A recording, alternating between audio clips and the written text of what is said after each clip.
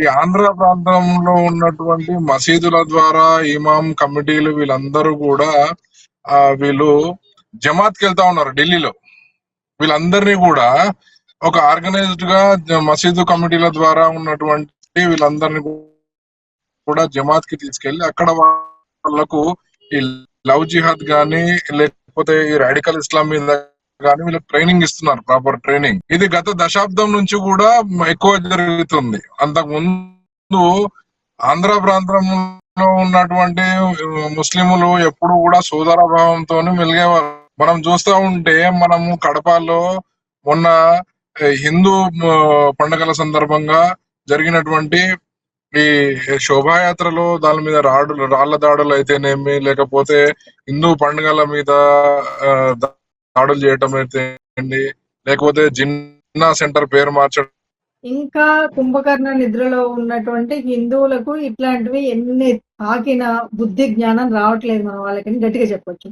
ఎందుకంటే అందరు కూడా ఇది ఎవరికో తగిలింది ఏదో అవుతుంది అనే ఆలోచనే కానీ వాళ్ళ యొక్క అంతర్గతంగా ఏ ప్రణాళిక వేసుకొని ఏ రకంగా హిందూ జాతిని నాశనం చెయ్యాలి, మా జాతి పెంచుకోవాలంటే ఏ రకంగా హిందూ అమ్మాయిలను ఎరవేయాలి, వాళ్ళకి ఒక వల వేయాలి, అది ఏ జిహాద్ అవ్వని ఆ రకంగా అమ్మాయిలను పెళ్లి చేసుకోవాలి, పిల్లల్ని కనాలి, లేదు అంటే వాళ్ళ దగ్గర ఉన్న ఆస్తుల్ని తీసుకోవాలి. ఇది టార్గెట్.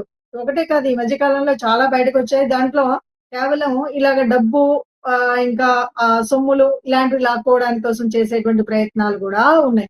వాటిల్లో కాలేజీ అమ్మాయిలకొచ్చు, పెళ్ళైన అమ్మాయిలకొచ్చు, పెళ్ళయి ఇలాగా భర్త చనిపోయాడు కదా ఇదే అవకాశం అనుకునేటువంటి స్థితి కూడా ఉండొచ్చు. ఇక ఏది ఏమైనా ఇందాక కృష్ణారెడ్డి గారు చెప్పినట్టు ఓ విషయం ఏదైనా చెప్పాలి.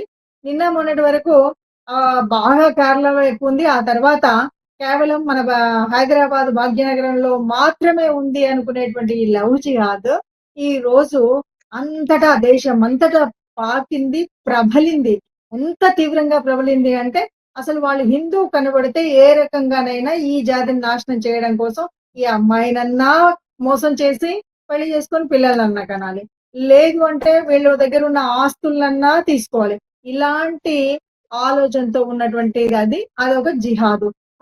మనకెంత బుద్ధి ఉండాలంటే వాడు ఖానో సయ్యదో ఎవడన్నా ఉంటే వీడు ఖతర్నాక్‌రా వీడి దగ్గరికి వెళ్ళొద్దు అనే బుద్ధి మనకు ఉండాలి. ఇది లేనంత కాలం ఎంత చెప్పినా ఏం చెప్పినా అది ఎక్కడో అయింది, ఇదేదో టీవీ న్యూస్, ఇదేదో పేపర్ న్యూస్ అనుకుంటూ ఉంటారు కదా. ఈ రోజు ఏమి ఎరగని అన్నం పుణ్యం ఎరగని ఇప్పుడు ఆ పిల్ల సరే వాడితో మాట్లాడిందా, శిక్షణకు పోయిందా, గురూజీనా, వాడి ఎవడా, వాడి ఏ వ్యామోహంలో ఏ క్షణం ఏంటి అన్నది కాకుండా ఒక్కటి ఆలోచిస్తే అన్నం పుణ్యం ఎరగకుండా ఒక కుటుంబం మొత్తం సర్వనాశనం అయింది కదా. కుటుంబం మొత్తం ప్రాణాలు అర్పించారు కదా. మరి వేగంగా ప్రాణాలు అర్పించే వాళ్ళటప్పుడు నేనేమో అయ్యో అని అనట్లేదు. ఒక్క క్షణం ఎందుకు ఆలోచించలేదు? ఎలాగో సస్తే మాత్రం జీవితం ఉంటుందా? పసిపిల్లోడిని అనాథం చేసేసి వెళ్ళిపోయారు అందరూ. దానివల్ల ఉపయోగం ఏంటి? ఒక్క క్షణం ఆలోచించి ఏ రకంగా ఏం చేయొచ్చు, ఎవరిని సంప్రదించొచ్చు, ఎవరి దగ్గరికి వెళ్ళొచ్చు అని వాళ్ళు కూడా ఆలోచన చేయలేదు. అంటే మనల్ని ఇంత తీవ్రంగా భయభ్రాంతులను చేసేసి మన మొత్తం ఒక కుటుంబం మొత్తం సర్వనాశనం అయితే వాళ్ళు ఇంకా హ్యాపీ. వాడేముంది 4 రోజులు తప్పించుకుంటారు, 5దో రోజు దొరుకుతుంది, అదో ఇదో అంటారు, తర్వాత చిన్న కేసో పెద్ద కేసు కింద పోతుంది. అంతే తప్ప వాడు మళ్ళీ తర్వాత ఇంకా వాడోని చేసుకుంటాడా, మన పిల్లల్ని ఇంకో 10 మందిని నాశనం చేస్తాడా, ఏం చేస్తాడా అన్నది అందరికీ తెలిసిందే. ముఖ్యంగా ఇప్పుడు ఏం చేయాలి ఈ పరిస్థితులు అంటే ఈ విషయం పెట్టుకొని దీనికోసం మనం చర్చించడం ముఖ్యం కాదు. ఇలాంటి పరిస్థితులు జరుగుతున్నప్పుడు హిందువులారా తస్మాత్ జాగ్రత్త, తస్మాత్ జాగ్రత్త. మీ చుట్టూ ఉన్నటువంటి వాళ్ళు ఎవరైనా సరే వాడు పక్కా మన శత్రువు అన్న దృష్టి మనకుండాలి. వాడు మన దగ్గరికి ఏ రకమైన స్నేహం చేసినా, ఏ రకం నేర్పిస్తామన్నా మనము నమ్మడానికి అసలు వీల్లేదు, నమ్మకూడదు. ఆ పిల్లోడు చెప్తున్నాడు, మరి ఆ పిల్లోడి దాంట్లో క్లియర్ గా ఉంది చూడు. మా ఇంటికి వచ్చాడు, అమ్మని కొట్టాడు. ఎవడాడు ఇంటికి వచ్చిన తర్వాత కొట్టే అంత అధికారం ఎట్లా వస్తుంది? అధికారం వస్తుందంటే ఏదో ఒకటి ఎంతో కొంత, ఇప్పుడు చచ్చిపోయారని మొత్తం ప్రేమ కాదు, ఎంతో కొంత లవ్వో కొవ్వో అక్కడ ఉంటే దాని ప్రభావం పడుతుంది. ఆ డబ్బు కోసము అదంటే వాళ్ళది ఒక మిషన్. ఆ మిషన్ లో వాళ్ళంతా యంత్రాలు. వాళ్ళు ఎట్టి పరిస్థితుల్లో హిందువుల అమ్మాయిల్ని మోసం చేసి పెళ్లి చేసుకోవడమా, ఆస్తులను లాగడమా, లేకపోతే ఇంటిల్లి పాదులు భయపెట్టడమా. మొత్తంగా మన ఆస్తుల్ని తీసుకువెళ్తామని ఇప్పుడు కాదమ్మా, ఎప్పుడో చెప్పారు.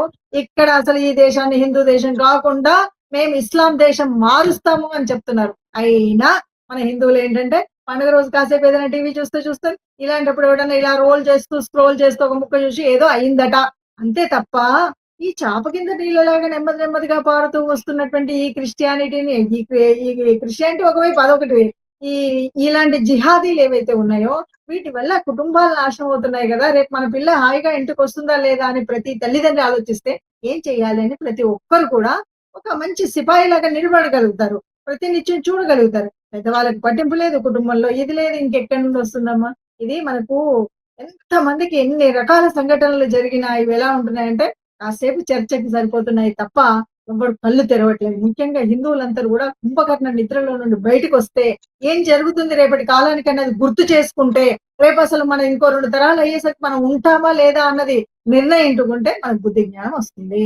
నా దృష్టిలో అయితే అమ్మా ఇదంతా వాళ్ళు ప్రీ ప్లాన్డ్ ఉంటది. వాళ్ళకదొక యంత్రంలాగా అలా అలా వెళ్తుంటారు. మనకు బుద్ధి ఉండాలి. మనకు బుద్ధి లేకపోతే ఇలాగే కుటుంబాలు తెల్లారికల్లా మాయమవుతాయమ్మా. యెస్. ఇందాక మీరన్నట్టు మేడం ఇప్పటి వరకు భాగ్యనగరానికి మాత్రమే పరిమితమైన ఘటనలివి. సో, హ్మ్. ఈ మొన్నటి వరకు భాగ్యనగరం, నిన్న చూస్తే అక్కడ నాసిక్, ఇవాళ ఏపీ. సో, ఈ ఆ! దేశం మొత్తం విస్తరించే అవకాశాలైతే మనకి క్లియర్‌గా కనిపిస్తున్నాయి. మరి ఈ ఘటనలు ఏవైతే జరుగుతున్నాయో నేటి తరానికి భారతీయ సంస్కృతి, సాంప్రదాయాలు తెలియకపోవడమే కారణం అన్న ఒక ప్రచారం కూడా జరుగుతుంది. మా సంప్రదాయాలు, సంస్కృతి గాదమ్మా. ఇప్పుడు ఏదైతే ఏదో అంటారు గదా! ఈ జనరేషన్, ఆ జనరేషన్ అని. ఆ జనరేషన్ తగలబట్టి, మనకు అనుకోకుండా మనం ఏదైతే నిజంగా స్వాతంత్ర్యం వచ్చిన తర్వాత ఈ హిందూ భూమి, హిందూ రాష్ట్రంగా ఉండాల్సిన చోట, వాడు పాకిస్తాన్ అని పక్కకు వెళ్ళినప్పుడు హిందుస్థాన్ అంటే అయిపోయే చోట, నేను సెక్యులర్ అని పాపం ఉన్నటువంటి దరిద్రులకు ఈ పాపం అంతా పరాకాష్ఠలే కిందికి చేరుతుంది. వాళ్ళ మూలంగా సెక్యులర్ అని ప్రతి చోట నేర్పిస్తే, తల్లిదండ్రులు ప్రతి ఒక్కరు కూడా ఆ పాఠశాలల్లో ఏదైనా సరే, వాళ్ళకి ఏమి నా సంస్కృతి, సంస్కారం ఇవేం అక్కర్లేదమ్మా. ఈ రోజంతా కూడా మొన్న ఎప్పుడో ఏదో అవుతే మనము ఇంతకుముందు కూడా ఒక చర్చలో మాట్లాడుకున్నాం. వాడు కల్మా నేర్పించాడని. అవును అసలు మనకి సిగ్గు బుద్ధి ఉండాలి కదా! ఏ స్కూల్‌లో జాయిన్ చేయాలని. ఎక్కడైతే మన సంస్కృతి, సంప్రదాయాలు ఉన్నాయో ఆ స్కూల్‌లో ఎవడైనా జాయిన్ చేస్తున్నాడా? అక్కర్లేదు. ఏమంటే పొద్దున్న లేస్తే అర్థం కానటువంటి ఆ భాష ఏదో నేను వేరే భాషని తిట్టట్లేదు. ఆంగ్లం నేర్చుకోవాలి. అన్నీ నేర్చుకోవాలి. అసలు మాతృభాషను మర్చిపోతే ఏంటి? మన భాష మనకు రాకున్నప్పుడు, మన సంస్కృతి మనకు కానప్పుడు మనకి ఇంకేం వస్తుంది? పోనీ ఇవన్నీ గూడా చాలా మంది పెద్దవాళ్ళు మన సంస్కృతికి దూరం అవ్వడం వల్ల యువతొచ్చినారు. ఈ సంస్కృతికి దూరం ఎట్లా అవుతారమ్మా? ప్రతి ఇంట్లో బిడ్డ పుట్టినప్పటి నుండి వాడు నెమ్మదిగా మాటలు ఎట్లా నేర్చుకుంటాడో అమ్మ మాట్లాడుతుంటే నేర్చుకుంటాడు. నాన్న చేసే పనులను చూసి చేస్తాడు. తాతయ్య, మా అమ్మమ్మలు చేసేటువంటి పనులను చూసి చేస్తాడు. ఈరోజు తాతయ్య, నానమ్మ ఇంట్లో ఉండరు. అమ్మ, నాన్న ఉద్యోగస్తులు. వాళ్ళకి వచ్చింది మొదలు లేసి వాడు తొలి పలుకు అమ్మ అని పలకక ముందే మమ్మీ అని పలికిస్తే ప్రగాఢమైనటువంటి ఆనందంతో వెల్లివిరుస్తూ ఉంటారు. అంటే వీడికి మనది కానినటువంటిది ప్రతీది మనకు ఆనందాన్నిస్తుంది. బోలెడంత ఇక వీడు రేపొద్దున పోయి అమెరికాకి పోయి ఏదో సంపాదిస్తాడనే తప్ప, నీ సంస్కృతి, నీ సంస్కారం పొద్దున లేస్తే నీ కట్టు, బొట్టు, నువ్వు ఉండే తీరు, పొద్దున లేవగానే దేవుడికి దండం పెట్టాలి, సూర్యుడికి నమస్కారం చేయాలి అనేటువంటి గొప్పనైన సంస్కృతిని సర్వనాశనం చేసిందెవరు? ఈ జనరేషన్. ఈ జనరేషన్ అంటే నేనండి ఇప్పుడు పిల్లలు ఎవరైతే పెరుగుతున్నారో వాళ్ళ అమ్మా నాన్నలందరూ కూడా ఉద్యోగాలు చేస్తున్నామని, ఆ ఉద్యోగాలు చేస్తున్నాం కాబట్టి ఇంట్లో ఏమీ చెయ్యొద్దని, లేదంటే ఈ సంస్కృతి అంతా మాకు అక్కర్లేదని, కంప్యూటర్ల మీద చేసేవాడికి గాజులు అక్కర్లేదని, ఇలాంటి రకరకాలైన పిచ్చి వ్యామోహాలతో మేమేదో స్టేటస్ అంటే మేము ఇలాగే ఉండాలి.